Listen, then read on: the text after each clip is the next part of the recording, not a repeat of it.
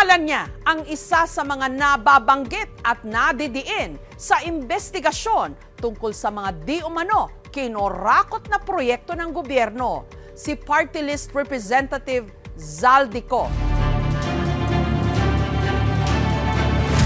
Male-maletang pera. I repeat, male-maletang pera. Yan ang isiniwalat sa linggong ito ni dating Assistant District Engineer ng DPWH sa Bulacan na si Bryce Hernandez, na di umano dinadala nila sa bahay mismo ni Ako Bicol Party List Representative Zaldico. Kickback daw ito mula sa kinorakot na pondo ng gobyerno na aabot na hindi lang milyones, kundi bilyong piso. Magkanong pera yung inabot mo doon sa tao ni Kong Saldi na si Paul? Maraming maleta po ng pera yon, Your Honor. Tingin ko po, billion po yun. Bilyon? Opo. Saan nyo sinakay yung bilyon? Sa mga van po, kung di po ako nagkamali, mga 6 o 7 van po yung gamit namin nun. 7 van? Pagdadala. Bakit? Ilang maleta ba yung ilang bilyon na yon? Ang laman po ng isang maleta, nasa 50 million po. So ilang maleta lahat-lahat yun? Mahigit po sa 20 maleta, Your Honor. So mga 1 billion po yon, tama po ba? Opo, Your Honor. So yung 20 maleta na yon ay sa penthouse ninyo i-deliver? Sa Yes po. Para makabuo nito, kailangan mo ng 1 milyong piraso ng 1,000 peso bill. Kapag inilatag ito ng magkakahilera na isang layer lang ng 1,000 peso bills, kaya nitong takpan ang 1 ektarya o halos kalahati ng Araneta Coliseum. Samantalang para kitain ang 1 bilyong piso ng isang minimum wage earner sa Maynila na sumasahod ng 695 pesos kada araw, kailangan niyang magtrabaho sa loob ng 4,000 taon. Isa pa sa mga nakakakulo ng dugo na inamin ni Hernandez, lahat daw ng mga proyekto ng DPWH sa 1st District ng Bulacan, substandard. Bryce, sinasabi mo lahat ng proyekto ninyo substandard? Opo, Your Honor, kasi lahat po ito may obligasyon na kailangan itago. Lahat, as in hindi lang flood control. Opo, Your Honor. Hindi po namimit ko ano po yung eksaktong nasa plano, Your Honor. At hindi lang daw mga politiko ang nakatatanggap ng kickback, pati mga opisyal ng DPWH. Nitong Miyerkules, na-interview ko ang bagong talagang kalihim ng DPWH, si Secretary Vince Dizon.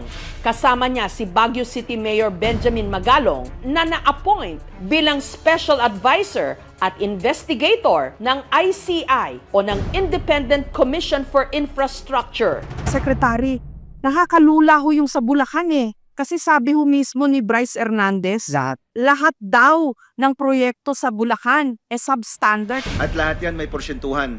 Lahat po, Your Honor. Bakit naman ho nagkaganon kaya? Greed, I think ang first step. Kailangan matakot ang mga gumagawa nito o posibleng gumawa nito. Ang problema dito sa nangyari kay Mendoza, Hernandez, Alcantara, wala silang takot eh. Para ipaglantaran mo yung ninakaw mong pera, magkasino ka, mawawalan ka ng 100 milyon, 200 milyon. Ibig sabihin nun, wala kang takot. Nangangamba po kasi ako sa seguridad ng pamilya ko. Kasi umiiyak na ho ngayon si Alcantara. Natatakot na raw ho siya for his family. Ano reaction niya bro doon? Kasalanan naman niya yun eh. At may freeze po kayong mga assets nitong mga to. Yung mga nagsusurrender po ng luxury cars, etc. Kasama na po yan, yung accounts nila, yung mga kotse nila, iba pa nilang assets, pati ho yung mga real property. Sabi ho ng Pangulo, hindi enough yung makasuhan, makulong. Kailangan maibalik yung pera. Ano mangyayari ho doon sa mga luxury cars? Lahat po yan, ipapa-freeze na po yan ng AMLAC, totaling almost 500 million. Isusubasta ho ba yung mga kotse niyo? Eventually? Eventually po. Itong mga nakang araw, ako po yung nakapag-isip-isip na tumulong na lamang po sa investigasyon na to para po sa bayan. Sa hearing sa Senado, ikinanta ni Henry Alcantara, dating district engineer ng Bulacan 1st District at naging OIC Assistant Regional Director din sa Region 4A, ang mga di umano politikong nakatransaksyon niya. Kabilang sina Senator Joel Villanueva, Senator Jinggoy Estrada at dating Senador Bong Revilla. Ako po ay umaamin sa aking maling nagawa. Si dating DPWH Undersecretary Roberto Bernardo naman idinawit sa anomalya sina Senator Cheese Escudero at dating Senador Nancy Binay. Itinanggi nila ang mga paratang. Pero kapansin-pansin na ang madalas nadidiin sa maraming testimonya ang pangalang ilang linggo nang nababanggit at pilit na pinagpapaliwanag pero nananatiling MIA o Missing in Action. Who was the approacher?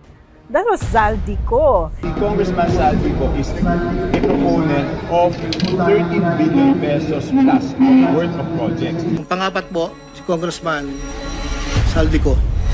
Si AKOB Bicol Party List Representative Elizalde Zaldico na kamakailan lang napag-alamang nagmamay-ari rin pala ng mga helicopter at mga eroplano na ang kabuuang halaga 4.7 billion pesos.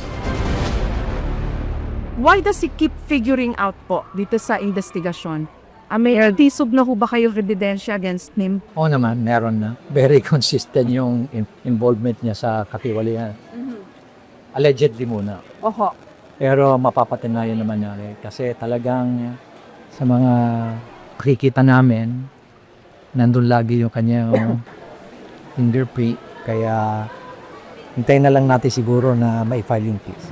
Si Zaldico, negosyante mula Albay sa Bicol. Founder ng SunWest Group of Companies na kasama sa mga pinangalanan ng Pangulo na isa sa mga top contractors ng flood control project sa gobyerno.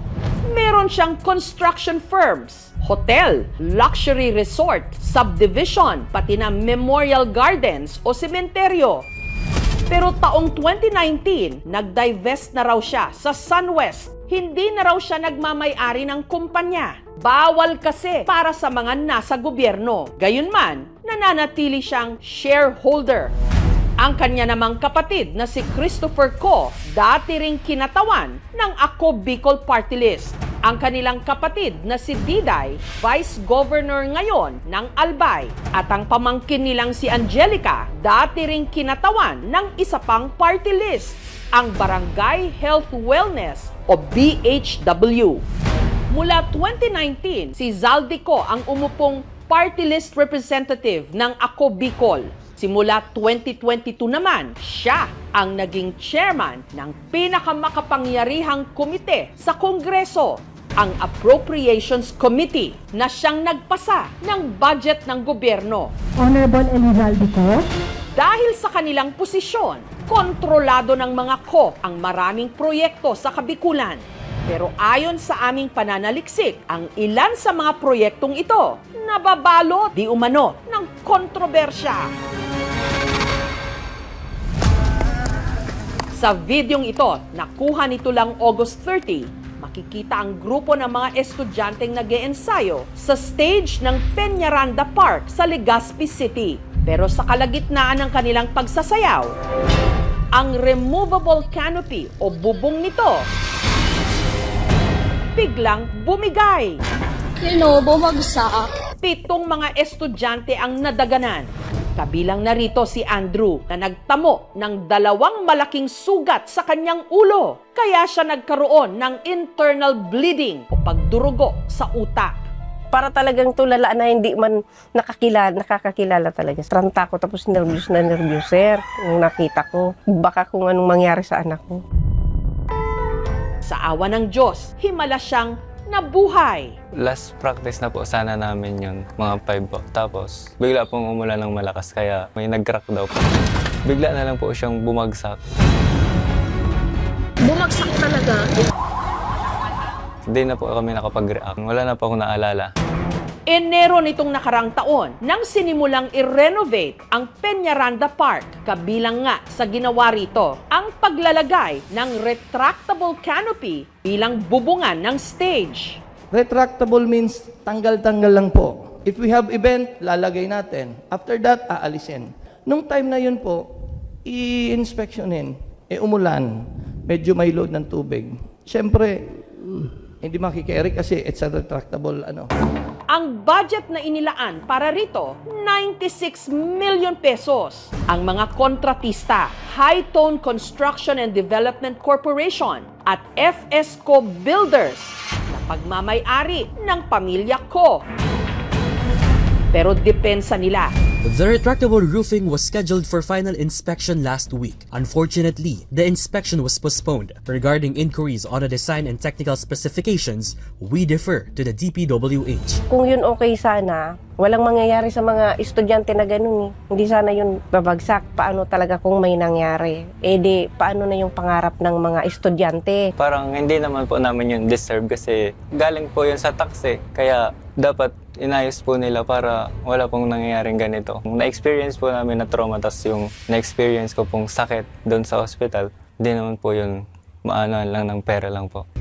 Sa bayan naman ng Virac sa Catanduanes, na parte pa rin ng Kabikulan, may pinasinayaang proyekto ang Ako Bicol Party List noong January 2024. Isang 6,000-seater coliseum sa loob ng Catanduanes State University. Malaking boost po ito for the economy of the island. So far, yan yung magiging largest venue na pwede nating pagdausan ng mga conferences, conventions, and many others. Ang budget na inilaan para sa Phase 1 ng construction, 98 million pesos.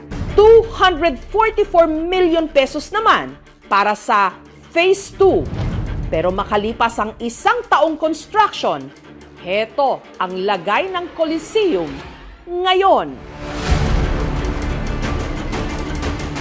Mga bakal pa lang na pundasyon ang naitatayo. Ang kontraktor ng Phase 1 ng proyekto, ang High Tone Construction Company pa rin na itinatag ni Christopher Co, kapatid ni Zaldi Co. Yung phase 1 as per our project monitoring unit or the PMU, 84 to 90% finished, but the substructures are there. Wala pa po kaming report na natatanggap sa DPWH regarding the development or status of the phase 2. Kaya ang Coliseum hindi pa nila mapakinabangan na malaking tulong daw sana para sa mga estudyanteng katulad ni Lester. Parang hindi ko man lang naranasan na magamit yung Coliseum as a student dahil graduating na po ako ngayong taon po. If we are going to look at the timeline way back December 2023, medyo may pagkadili na nga ng konti if we are referring to the number of days. Sila naman yung DPWH region ang nag-i-implement nito. Medyo nahihirapan kami na medyo inaabot pa ng, say, weeks bago kami makareceive ng response from our counterpart, which is the DPWH. Hiningan namin ng pahayag ang DPWH Region 5 pero hindi sila tumugon. Kung ano yung budget na inallocate, dapat gamitin natin yung pondo sa tama. Mula sa engranding Coliseum na hindi matapos-tapos, sa simpleng kalsada naman sa isang barangay, parehong proyekto, parehong tilap iniwan sa alanganin. Dito sa barangay Kabasan, sa bayan ng Bakakay sa Albay, may inilaang 100 million pesos na budget para sa paggawa ng konkretong kalsada na may habang halos 2 kilometro. Sa record ng DPWH, completed na ang status nito noon pang 2022. Pero sa pagbisita ng aming team sa barangay, ito ang kanilang nadatnan. Kalsadang hindi natapos. Tila pinatag lang at binuhusan ng graba. Kaya naman ang pagdaan dito, kalbaryo. Yung mga bato, madulas. Kaya nahirapan talaga sila. Hindi maiwasan na may na-aksidente. Kahit mainis mo po kayo magalit, wala naman po kami magagawa kasi wala naman sa amin yung mga nagtrabaho, iniwanan dito. Ang iniisip ko lang, yung bakit hindi pa na simento, hindi pa concreted, bakit nailagay doon na completed? Kung maulan, madulas. Lalo na kung may patay, siguro kung galing doon sa ilang barangay doon, bababa. Kung minsan lalong na double accident kasi yung dadal ng pasyente, kung minsan nadudulas. Mahirap at nakakaawa talaga. Isa sa mga napeperwisyo ang teacher na si Edith. Simula umaga, tuwing kami ay papasok ng school and after school po. Doon po talaga kami dumadaan at wala pong ibang daan. Sacrifice po talaga. Tsaka yung gastos po sa motor, yung maintenance po, yung sa gulong, madaling masira po. Yung mga bato nga po, sir, so matutulis din. Ang proyekto iginawad din sa SunWest Construction and Development Corporation at High-Tone Construction na parehong pagmamay-ari ng pamilya ko. Ang DPWH naglabas ng pahayag tungkol dito. It must be emphasized that this is phase 1 of the undertaking. The scope of work covered was limited to road opening and protective structures. The road concreting is programmed to be funded in the succeeding years. Ang galit ng kapitan ng barangay Kabasan mas lalo pang sumidhi nung nadiskubre niyang sa kabilang bayan ng Santo Domingo, may isang barangay na nabigyan ng mahigit 1 billion pesos na budget para sa road construction. Gayong 1,000 lang ang bilang ng mga residente doon. Ito ang barangay Alimsog. It's a fishing village in Santo Domingo with around 276 families. And maglalagay ka doon ng 750 million na road. So nakakapagtaka, saan papunta yung road na yon? Pag-abot po dyan sa budget o kaya amount po ng mga project, wala po ako dyan na knowledge. Sa aming pananaliksik, isa lang ang road construction project na nakalaan para sa Barangay Alimsog sa 2024 NEP o National Expenditure Program. Ang budget na ibinigay daw para sa Barangay Alimsog, 5 million pesos. Pero pagdating sa GAA, ang iisang proyekto para sa barangay na ito, naging 6. At ang naunang 5 million pesos lang na inilaan, naging 1.1 billion pesos. Parang magic! Dito sa bicameral committee na to, nangyayari ang mga insertion, no? Dahil nga bantay na bantay tayo dun sa debate, dun sa lower house at saka sa upper house. Pero kadalasan, pagdating sa bicameral, hindi na natin masyadong nababantayan. Kaya nga isa sa mga panawagan namin, ilabas sa publiko yung bicameral committee report ng 2023, 2024 at 2025. Binaybay ng aming team ang ginagawang coastal road ng Barangay Alimsog. Putol na siya, yung kalsada, no? Dito naabutan nila ang mga truck na may nakasulat na High-Tone Construction Company. Meron ding maliit na field office ang DPWH. Walang tao. Walang masyadong mga kabahayan at sasakyan sa lugar. Pero ang kalsada, 2 lanes at kompleto pa ang street lights. Matapos ang ilang minuto, narating ng aming team ang dulo ng kalsada kung saan naroon ang isang maliit na rest house. Sa hindi kalayuan, may isang yate na nakadaong sa isang sementadong pantalan. Ayon sa caretaker, ang rest house daw na ito at yate pagmamay-ari ni Greg de la Cruz na dati raw personal assistant ni Congressman Zaldico. Kung titingnan mo, may vested interest using the people's money to benefit not really the people. Lalong-lalo na kung ang contractor ay yung firm mo rin. Tatanong ang mga tao, bakit daw doon? Wala naman na magkinabang doon, walang dadaan. Ano daw yun? For private, personal use. Dito, maraming nangangailangan. Hanggang sa binubuo ang ulat na ito, patuloy naming sinubukang kuhanan ng pahayag ang kampo ng mga ko, pati na si Greg de la Cruz, pero wala silang tugon. Samantala, balik tayo dito sa Maynila, kung saan nga nag-inspeksyon si Mayor Magalong, si Secretary Dizon, pati na ang Mayor ng Maynila, si Isko Moreno. Ganyan na po kalalim ngayon ang baha dito. Secretary Dizon, kayo po, kamusta? Frustrated. Slowly nakikita natin yung talagang dumi at gulo dito sa ahensyang to. No? Ang nakakalungkot lang talaga, yung kawalan ng malasakit sa mga dapat nagbebenepisyo dito sa mga project tulad ng ganito, parang baliwala eh. Tatalo na ako dito. Kapag nga sabihin ko sa inyo, muntik na akong tumalon dun sa tulay na hindi natapos ng 8 years eh. Sabi nyo raw, gusto nyong tumalon. Kasi 8 years na daw yung tulay na yon na nakatenga. Pero hindi pinondohan. Instead, ang pinondohan, yung mga flood control na wala namang saysay. Ginagawa ng gatasan. Gatasan, milking. Gatasan na itong DPWH eh. Nagulat nga ako na it's no longer human-centric, it's about pocket-centric. Hindi ko kaya sinadya na guluhin Ay sigurado pong sinadya. para mas Sigurado. makakurakot sila. And this has been going on, ma'am, for years. Maybe decades. Mayor kayo, be careful what you asked for. Ayan, nilagay ko kayo sa ICI.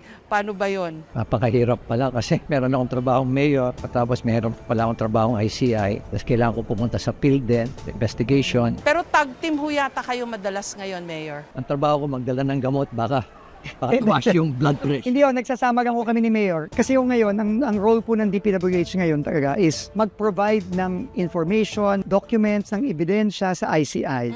Ang mahirap na trabaho ni Sec Vince is involved siya sa fraud audit. Kailangan din niya siguraduhin na yung mga infrastructure projects tuloy-tuloy. At ang masama pa, hindi niya alam kung sino bang pagkakatiwalaan niya. Ang importante dito, malaman natin, mapanagot natin, maayos natin, and then yung mga importanteng proyekto, roads, bridges, classrooms. Yes. Kailangan maayos natin. So para ho kayong evidence gatherers, ganun po ba? Ako ang evidence gatherer o collector. Si Sec Vince naman, being the head of DPWH, tinitingnan niya mabuti kung ano ba yung nangyari rito para at least alam niya kung paano niya i-manage. Sorry, Mayor, may mga criticisms kasi against you. May project din po pala yung mga diskaya sa Baguio. Ano sagot niyo doon? Unang-una, ipinapa-third of party audit ko na nga eh. Sabi ko, una 2022, katapos back ang namili dyan. Hindi po ako namili dyan. Hindi ko alam na yung St. Gerard na yan, diskaya siya. Kaya siguro, imbestigahan na lang ng isang third party. Ito ho ba yung tennis court? Pero minor lang yung defect. Yung paglalagay lang ng pavement, yung painting, kasi mapakbak. The rest, yung structure talaga, matibay, maganda pagkakagawa. Kaya lang, nagiging political issue lang at ginagawang distraction. Pupuntahan nyo rin po ba yung mga flood control projects sa Davao? Na malaki rin daw po nakuha nilang pondo. Napunta po kami. So no colors din po itong inyong investigasyon? Lahat na flood control project all over the Philippines, pipilitin namin punta. Nitong Huwebes, Davao Occidental naman ang pinuntahan ni Secretary Dizon at ni Mayor Magalong kung saan di umano maanumalya rin ang proyekto. Bakit ka nagbayad ng hindi complete? Kasi sinasabi ko sa inyo, wala akong pakialam kahit maubos lahat ng DE sa Pilipinas. Kahit maubos lahat ng RD sa Pilipinas. Wala akong pakialam. Kung kinakailangan maubos kayong lahat, uubusin namin kayo. Secretary, tinanggal po sa budget nyo yung flood control. Ang laki ho yata yung nakaltas for 2026. Kaso, ilalagay daw po sa ayuda, sa AIX. Anong reaction nyo ho doon? Alam nyo, ako tingin ko unang-una, masyado po talagang pinagsamantalahan itong mga flood control, quote-unquote, projects na ito. Over the past, I don't know, so many years. Or Ibig sabihin, insertions. Well, whether insertion o hindi, basta kung ghost yan o hindi yan o substandard yan, ibig sabihin, sinayang mo yung pera ng taong bayan. That's better off being used at least sa mga direktang makakatulong sa mga kababayan natin. Di ho kaya tayo lalong malalagay sa peligro po nun na zero budget na ang flood control for 2026? Tingin ko po ang gagawin ko na lang ho ngayon, isisiguraduhin lang ho natin na yung mga hindi gumaganang tulad nito o yung mga substandard na nakita na namin all over, ayusin na lang muna. Mayor, kayo po, may comment ho ba kayo dun sa pag-allocate na lang sa ayuda at AIX nung tinanggal po sa DPWH flood control projects na pera? Ako naman ay pabor doon. Huwag lang hawakan ng mga kongrehista o kaya maghawakan ng lawmakers. Bigay na lang siguro sa DSWD. And bahala ng DSWD na makipag-ugnayan sa local government. Ito ay tunog ayuda at hindi lamang IX to. Marami pang ibang mga programa na patronage katulad ng Tupad, ng AKAP, ng MyFeed. Itong mga programa na to, discretion ng mga politiko, no, kung sino yung magiging beneficiary nitong pondo na ito, no. So kaya talagang patronage siya. Malakas ang system. Yung names na po na lumabas, yun na lang ho ba yun? O sa tingin nyo marami pa? Baka bigla pang may maglabasan pa. Tuloy-tuloy naman yung aming investigation. Does it stop with him? Si Zaldico lang po ba yung pinaka-guilty? Ay, but that would depend on the course of the investigation. What about ex-Speaker Romualdez? Basta susundan natin yung mga leads na. Samantala, nagulat ang lahat sa biglaang pagbibitiw ni Mayor Magalong bilang advisor at investigator ng ICI Biyernes ng gabi. Ito'y kasunod ng utos ni Pangulong Bongbong Marcos na reviewin daw ang kanyang appointment sa ICI. Nitong Huwebes, sa pagpapatuloy ng hearing sa Senado, humarap ang dating sundalo ng Marines, si Orly Guteza, na nagpakilalang dati ring security consultant ng Ako Bicol Party List. Pwede mo bang i-confirm? Idinawit niya si Ko, pati na si dating House Speaker Martin Romualdez, pinsan ng Pangulo. Ayon kay Guteza, male-maletang pera ang dinadala raw niya at ng kanyang mga kasama sa bahay ni Ko, pati na ni Romualdez. Tagabuhat lang ako ng malita ng basura. Ang ibig sabihin ng basura ay malita na may lamang pera.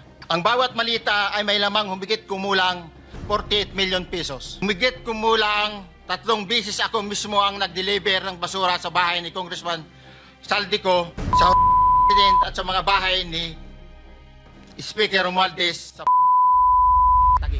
Binanggit din ni Guteza na may isang kongresista na nagdala naman ng malaki ring pera sa bahay ni Ko, si Congressman Eric Yap ng probinsya ng Benguet. Itinanggi ito ni Yap, katulad din ni na dating Speaker Romualdez at ni Congressman Zaldico. Pero nasaan na ba si Ko? Gayong ipinawalang bisa na ng Kongreso ang kanyang travel clearance at nasa immigration lookout na rin. Wala na raw ito sa Amerika katulad ng unang napabalita, kundi di umano nasa Europe na. Nitong Biyernes, sa isang sulat na pinadala ni Congressman Zaldico kay Speaker Bogie D, sinabi niyang babalik siya ng Pilipinas para sagutin ang mga paratang sa kanya.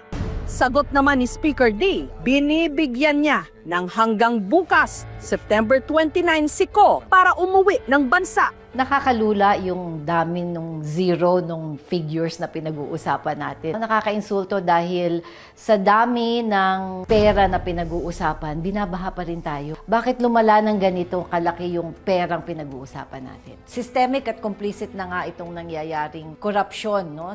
Lalong-lalo na sa DPWH, pero hindi lamang DPWH ang involved dito, no? So kaya ang investigasyon ay nakasentro sa infrastructure, pero dapat hindi huminto lamang sa infrastructure. Palakihin nilang bahay nila, pahirapan nila kami.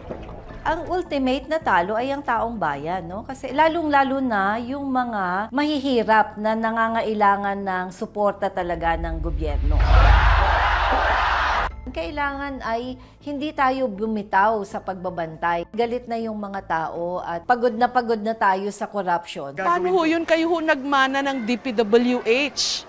Ang tampulan ngayon ng napakaraming puot, galit. Top to bottom cleansing. Ito talaga overhaul, kumbaga sa makina ng kotse. Overhaul to. Baka nga kailangan pakitan na yung buong makina nito. Naniniwala pa naman ako na majority pa rin maayos. Mula sa limpak-limpak na pera sa mesa sa male-maletang pera na tinawag nilang basura. Tunay ngang may pera sa basura. Kinurakot nga lang.